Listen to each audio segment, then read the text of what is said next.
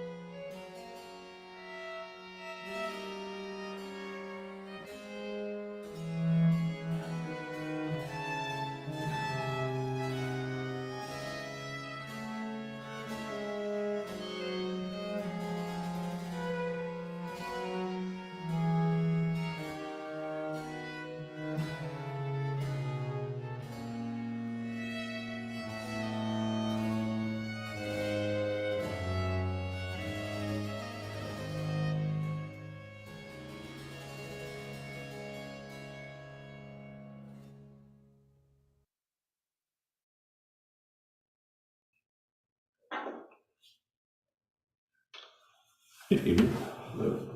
Let's start tonight with hymn number 315. Speak gently, it is better far to rule by love than fear. Speak gently, let no harsh word mar the good we may do here. Hymn number 315.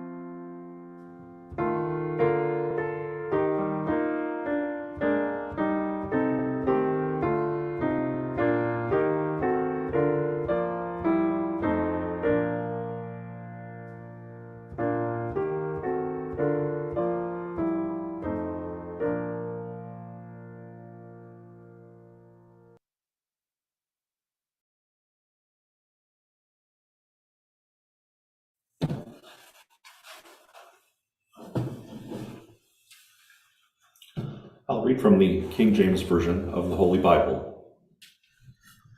Isaiah. For unto us a child is born, unto us a son is given, and the government shall be upon his shoulder. And his name shall be called Wonderful, Counselor, the Mighty God, the Everlasting Father, the Prince of Peace. Proverbs. He that is slow to anger is better than the mighty, and he that ruleth his spirit than he that taketh a city. Psalms. Cease from anger, and forsake wrath. Fret not thyself in any wise to do evil. For evildoers shall be cut off, but those that wait upon the Lord, they shall inherit the earth. Leviticus. And if a stranger sojourn with thee in your land, ye shall not vex him. But the stranger that dwelleth with you shall be unto you as one born among you, and thou shalt love him as thyself. For ye were strangers in the land of Egypt. I am the Lord your God. Ye shall do no unrighteousness in judgment, in meat yard, in weight, or in measure. Just balances, just weights, a just ephah, and a just hin shall ye have. I am the Lord your God, which have brought you out of the land of Egypt. Therefore shall ye observe all my statutes and all my judgments, and do them. I am the Lord.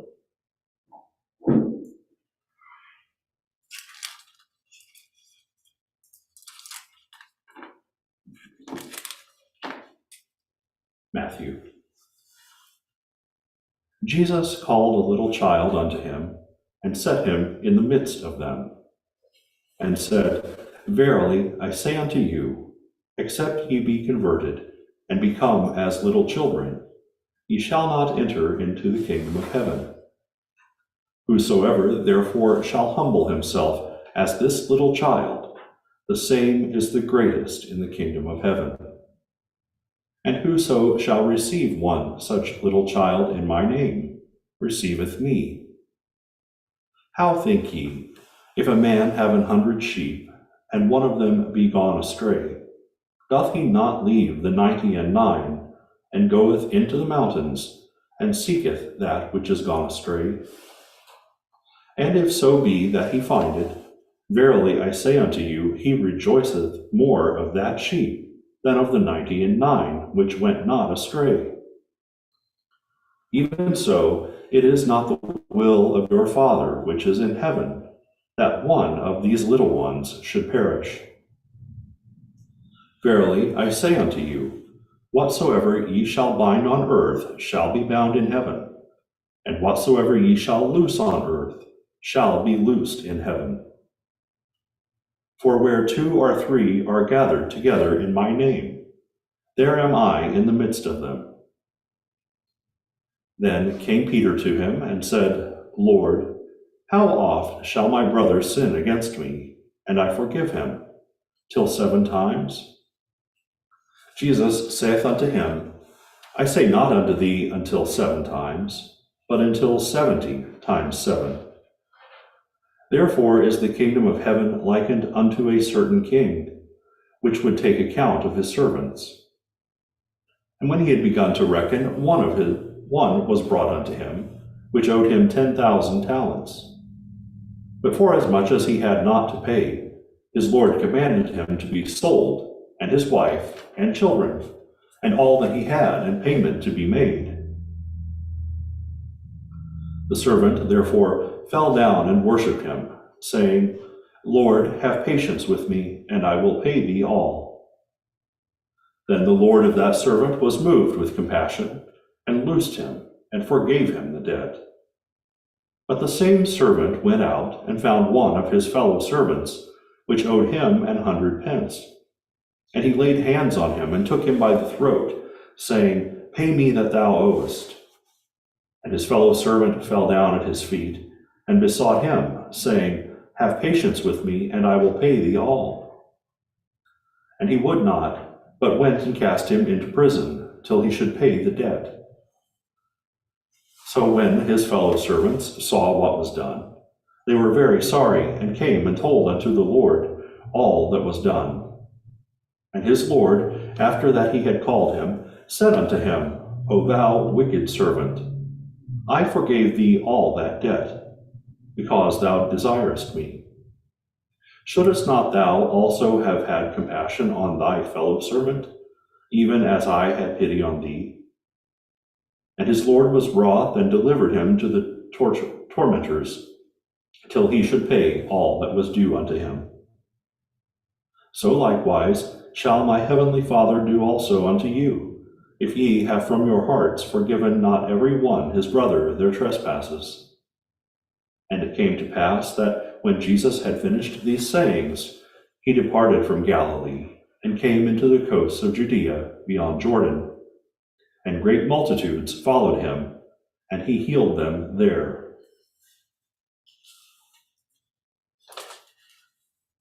1 Samuel. There was a man in Man whose possessions were in Carmel. And the man was very great, and he had 3,000 sheep and 1,000 goats, and he was shearing his sheep in Carmel. Now the name of the man was Nabal, and the name of his wife Abigail. And she was a woman of good understanding, and of a beautiful countenance. But the man was churlish and evil in his doings, and he was of the house of Caleb. And David heard in the wilderness that Nabal did shear his sheep. And David sent out 10 young men, and David said unto the young men, Get you up to Carmel, and go to Nabal, and greet him in my name. And when David's young men came, they spake to Nabal according to all those words in the name of David, and ceased. And Nabal answered David's servants and said, Who is David? And who is the son of Jesse? There be many servants nowadays that break away every man from his master. So David's young men turned their way, and went again, and came and told him all those sayings. And David said unto his men, Gird ye on every man his sword. And they girded on every man his sword. And David also girded on his sword. And there went up after David about 400 men. But one of the young men told Abigail, Nabal's wife, saying, Behold, David sent messengers out of the wilderness to salute our master, and he railed on them. But the men were very good unto us, and we were not hurt, neither missed we anything, as long as we were conversant with them, when we were in the fields. They were a wall unto us, both by night and day. All the while we were with them, keeping the sheep. Now therefore know and consider what thou wilt do. For evil is determined against our master, and against all his household. For he is such a son of Belial, that a man cannot speak to him. Then Abigail made haste, and took 200 loaves, and 2 bottles of wine, and 5 sheep ready dressed, and 5 measures of parched corn, and 100 clusters of raisins, and 200 cakes of figs, and laid them on asses. And she said unto her servants, Go on before me, behold, I come after you. But she told not her husband Nabal. And it was so, as she rode on the ass, that she came down by the covert of the hill, and behold, David and his men came down against her, and she met them. Now David had said, Surely in vain have I kept all that this fellow hath in the wilderness, so that nothing was missed of all that pertained unto him. And he hath requited me evil for good. So and more also God unto the enemies of David, if I leave of all that pertain to him by the morning light any. And when Abigail saw David, she hasted and lighted off the ass, and fell before David on her face, and bowed herself to the ground, and fell at his feet, and said, Upon me, my lord, upon me let this iniquity be. And let thine handmaid, I pray thee, speak in thine audience, and hear the words of thine handmaid. Let not, my lord, I pray thee, regard this man of Belial, even Nabal, for as his name is, so is he. Nabal is his name, and folly is with him. But I, thine handmaid, saw not the young men of my lord, whom thou didst send. Now therefore, my lord, as the Lord liveth, and as thy soul liveth, seeing the Lord hath withholden thee from coming to shed blood, and from avenging thyself with thine own hand, now let thine enemies, and they that seek evil to my lord, be as Nabal. And now this blessing which thine handmaid hath brought unto my lord, let it even be given unto the young men that follow my lord. I pray thee, forgive the trespass of thine handmaid, for the Lord will certainly make my lord a sure house, because my lord fighteth the battles of the Lord, and evil hath not been found in thee all thy days. When the Lord shall have done to my lord according to all the good that he hath spoken concerning thee, and shall have appointed thee ruler over Israel, that this shall be no grief unto thee, nor offense of heart unto my lord, either that thou hast shed blood causeless, or that my lord hath avenged himself. But when the Lord shall have dealt well with my lord, then remember thine handmaid. And David said to Abigail, Blessed be the Lord God of Israel, which sent thee this day to meet me. And blessed be thy advice, and blessed be thou, which hast kept me this day from coming to shed blood, and from avenging myself with mine own hand.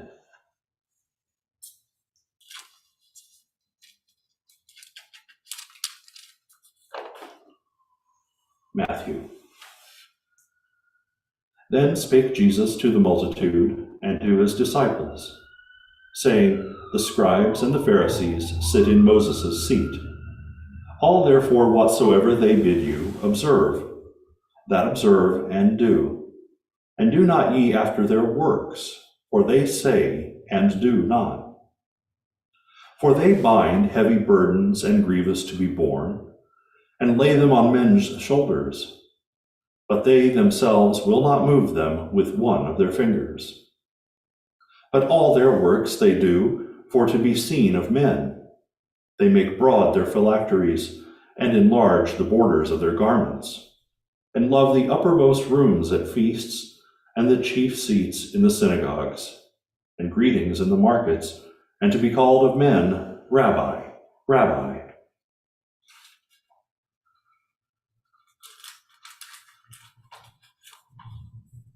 Take my yoke upon you, and learn of me, for I am meek and lowly in heart, and ye shall find rest unto your souls. For my yoke is easy, and my burden is light.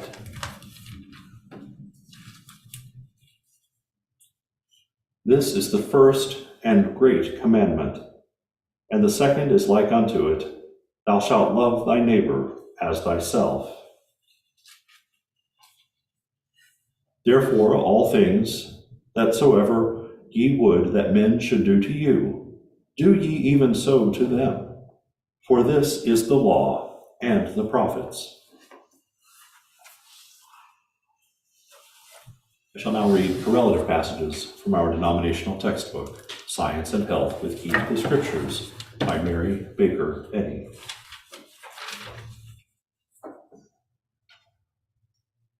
The still, small voice of scientific thought reaches over continent and ocean to the globe's remotest bound.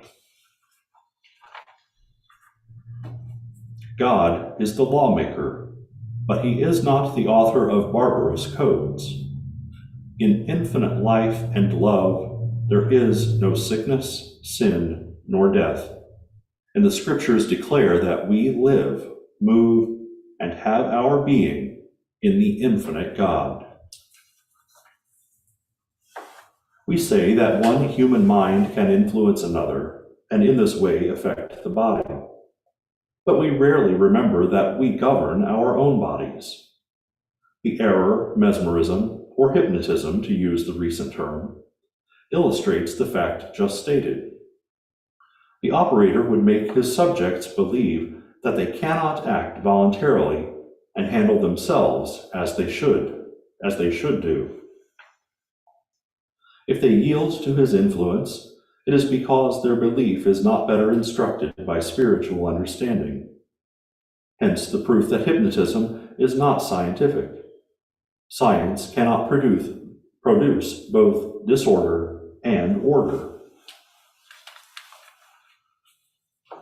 It is the opposite of good, that is evil, which seems to make men capable of wrongdoing. Hence, evil is but an illusion, and it has no real basis. Evil is a false belief. God is not its author. The supposititious parent of evil is a lie. Take possession of your body and govern its feeling and action. Rise in the strength of spirit to resist all that is unlike good. In reality, there is no mortal mind, and consequently no transference of mortal thought and willpower. Life and being are of God. In Christian Science, man can do no harm, for scientific thoughts are true thoughts, passing from God to man. The medicine of science is divine mind, and dishonesty, sensuality, falsehood, revenge, malice are animal propensities, and by no means the mental qualities which heal the sick. The hypnotizer employs one error to destroy another. If he heals sickness through a belief, and a belief originally caused the sickness, it is a case of the greater error overcoming the lesser. The greater error thereafter occupies the ground, leaving the case worse than before it was grasped by the stronger error. Our courts recognize evidence to prove the motive as well as the commission of a crime. Is it not clear that the human mind must move the body to a wicked act? Is not mortal mind the murderer? The hands without mortal mind to direct them could not commit a murder. Courts and juries judge and sentence mortals in order to restrain crime, to prevent deeds of violence, or to punish them. To say that these tribunals have no jurisdiction over the carnal or mortal mind would be to contradict precedent and to admit that the power of human law is restricted to matter, while mortal mind, evil, which is the real outlaw, defies justice and is recommended to mercy. Can matter commit a crime? Can matter be punished? Can you separate the mentality from the body over which courts hold jurisdiction? Mortal mind, not matter, is the criminal in every case. And human law rightly estimates crime, and courts reasonably pass sentence according to the motive. Whoever uses his developed mental powers like an escaped felon to commit fresh atrocities as opportunity occurs is never safe. God will arrest him. Divine justice will manacle him. His sins will be millstones about his neck, weighing him down to the depths of ignominy and death. The aggravation of error foretells its doom and confirms the ancient axiom, whom the gods would destroy, they first make mad. Like our nation, Christian Science has its Declaration of Independence. God has endowed man with inalienable rights, among which are self-government, reason, and conscience. Man is properly self-governed only when he is guided rightly and governed by his Maker, divine truth and love. Man's rights are invaded when the divine order is interfered with, and the mental trespasser incurs the divine penalty due this crime. Let this age, which sits in judgment on Christian Science, sanction only such methods as are demonstrable in truth and known by their fruit, and classify all others, as did St. Paul in his great epistle to the Galatians, when he wrote as follows: Now the works of the flesh are manifest, which are these: adultery, fornication, uncleanness, lasciviousness, idolatry, witchcraft, hatred, variance, emulations, wrath, strife, seditions, heresies, envyings, murders, drunkenness, revellings, and such like, of the which I tell you before, as I have told you in time past, that they which do such things shall not inherit the kingdom of God. But the fruit of the Spirit is love, joy, peace, long-suffering, gentleness, goodness, faith, meekness, temperance. Against such there is no law. The power of the human will should be exercised only in subordination to truth, else it will misguide the judgment and free the lower propensities. It is the province of spiritual sense to govern man. Material, erring, human thought acts injuriously both upon the body and through it. In the scientific relation of God to man, we find that whatever blesses one blesses all, as Jesus showed with the loaves and the fishes. Spirit, not matter, being the source of supply.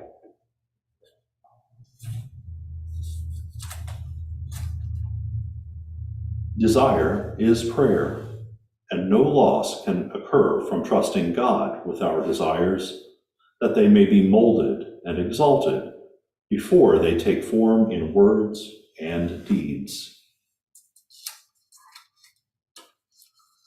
Let's pray together silently for a few moments. Then we'll pray together aloud the Lord's Prayer.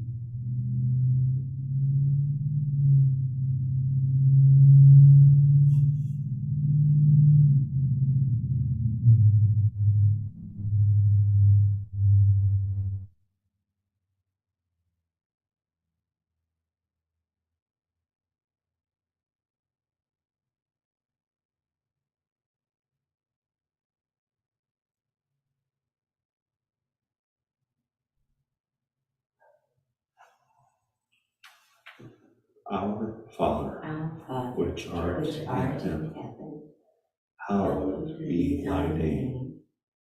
Thy kingdom come, thy will be done in earth as it is in heaven. Give us this day our daily bread, and forgive us our debts as we forgive our debtors. And lead us not into temptation, but deliver us from evil. For thine is the kingdom, and the power, and the glory forever.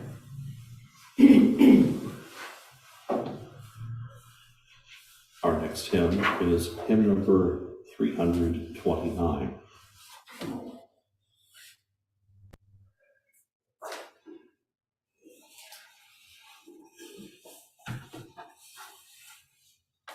The heavens declare the glory of Him who made all things. Each day repeats the story, each night its tribute brings. To earth's remotest border, His mighty power is known. In beauty, grandeur, order, His handiwork is shown. Hymn number 329.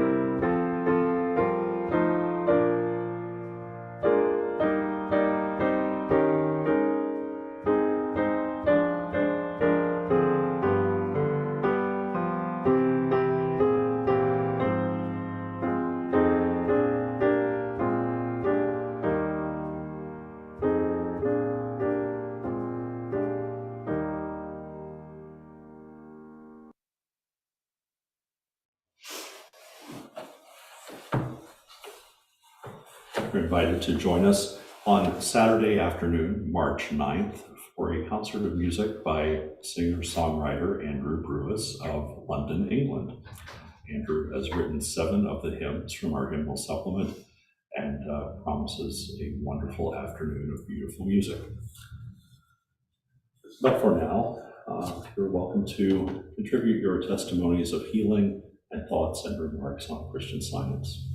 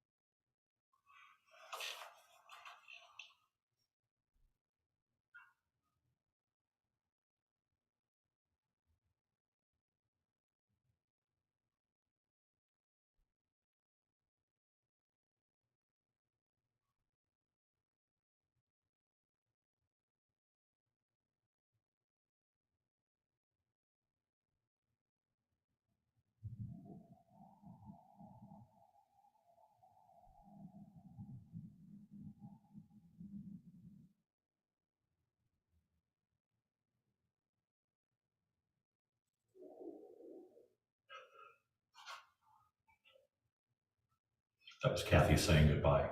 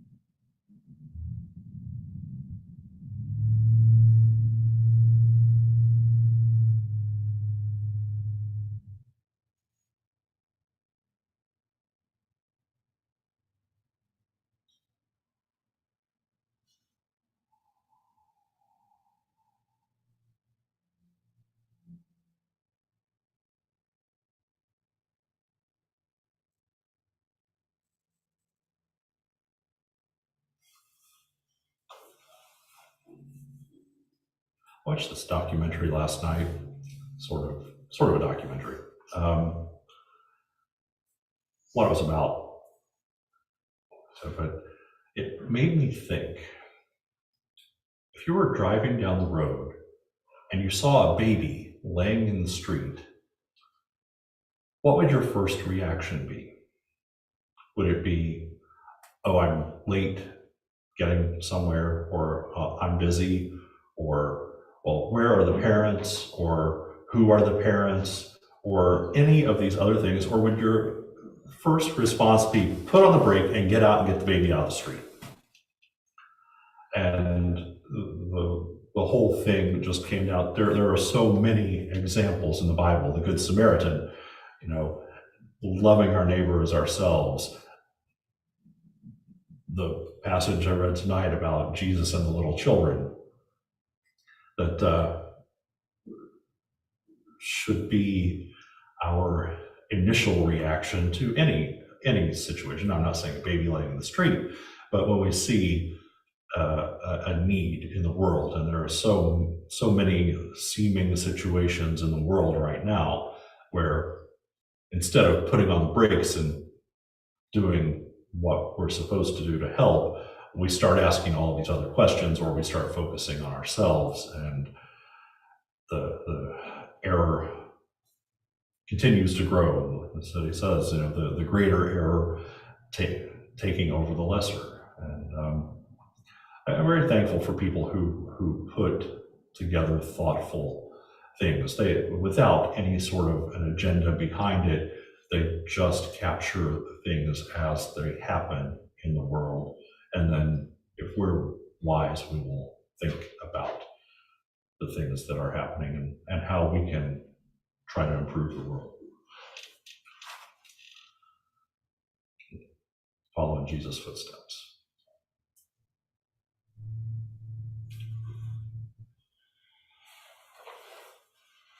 We lived in a Middle East country, Saudi Arabia, and of course, any sort of other religion was forbidden.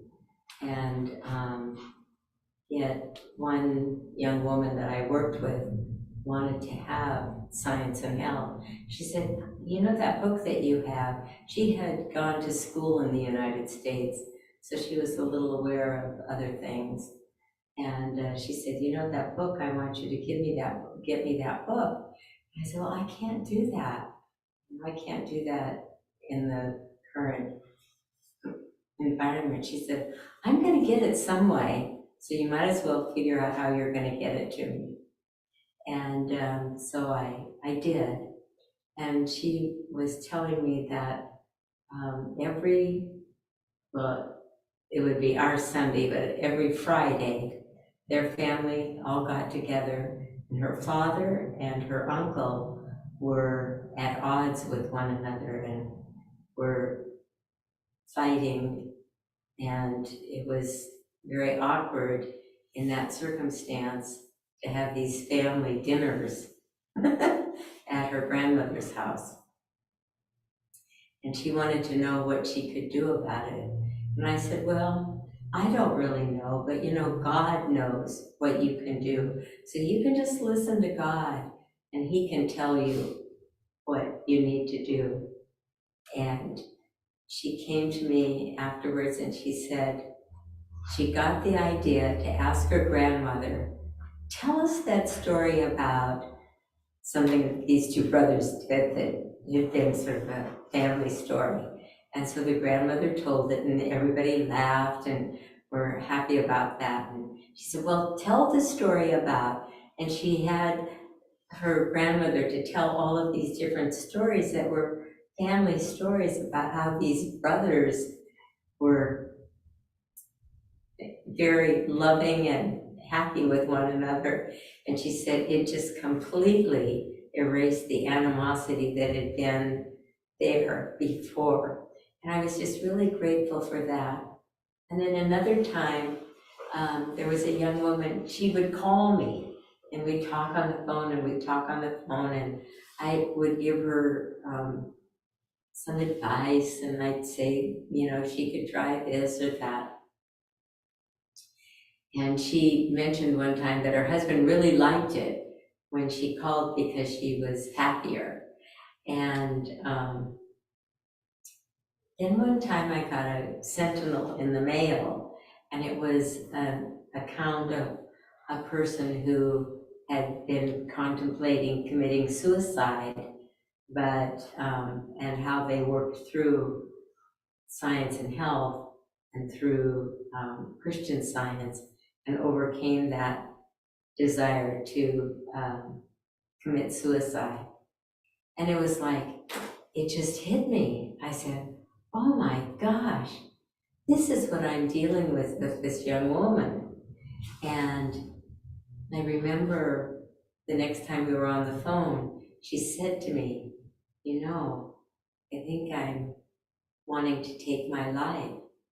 And a week ago, I could not have said this, but I was able to say, I know, and I've got a magazine that has some ideas for you that will really help. So we arranged that she was going to come to my house and spend the weekend with me, and I would show her this magazine. It was from the Christian Science Sentinel. And when she came, she brought her husband and her baby. She brought her whole family, which was the very typical Middle Eastern way of doing things. But, you know, I just didn't feel like I wanted to, first of all, just bring it up. I felt that I needed to see that she wanted it. And it was time for them to go after spending the weekend with us. And finally she said, I thought you had something for me. I said, oh, I do, if you want to see it. And so she gave the baby to her husband, and she came, and on the Sentinel I had put her name on it. I don't know about you, but sometimes I can't remember which articles I wanted for a certain purpose. But she said, oh, it has my name on it. And I said, well, yes, it's for you. And then she said, well, you just tell me about it, because she wasn't sure that her English was good enough. And I said, no, you just take it and you read it through. And if there's a word you don't know, you look it up in your English Arabic dictionary, you figure it out, because this is for you. and where it says that this young woman decided that she would live the best Christian life that she could, you figure out how you can live the best Muslim life that you can. And it was very interesting because that completely eradicated that sense of wanting to commit suicide. And I was just so grateful that when you have things that you can share and you can give and that will benefit people, it is very special.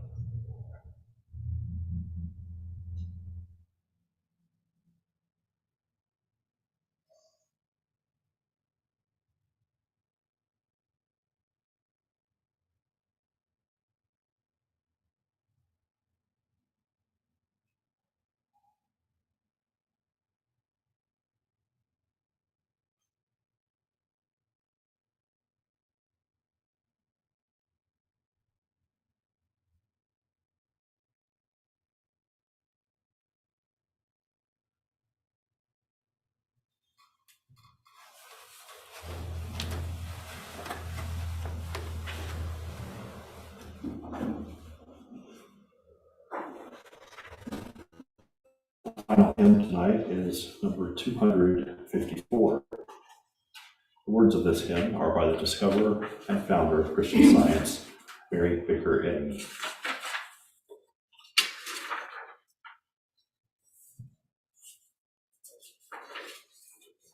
O'er waiting harp strings of the mind, there sweeps a strain, low, sad, and sweet, whose measures bind the power of pain, and wake a white-winged angel throng of thoughts, illumed by faith and breathed in raptured song, with love perfumed. Then his unveiled sweet mercies show life's burdens light. I kiss the cross and wake to know a world more bright. And o'er earth's troubled angry sea, I see Christ walk, and come to me and tenderly, divinely talk. Thus truth engrounds me on the rock, upon life's shore, 'gainst which the winds and waves can shock, oh, nevermore. From tired joy and grief afar, and nearer thee, Father, where thine own children are, I love to be. My prayer, some daily good to do to thine for thee, an offering pure of love, whereto God leadeth me. Hymn number 254.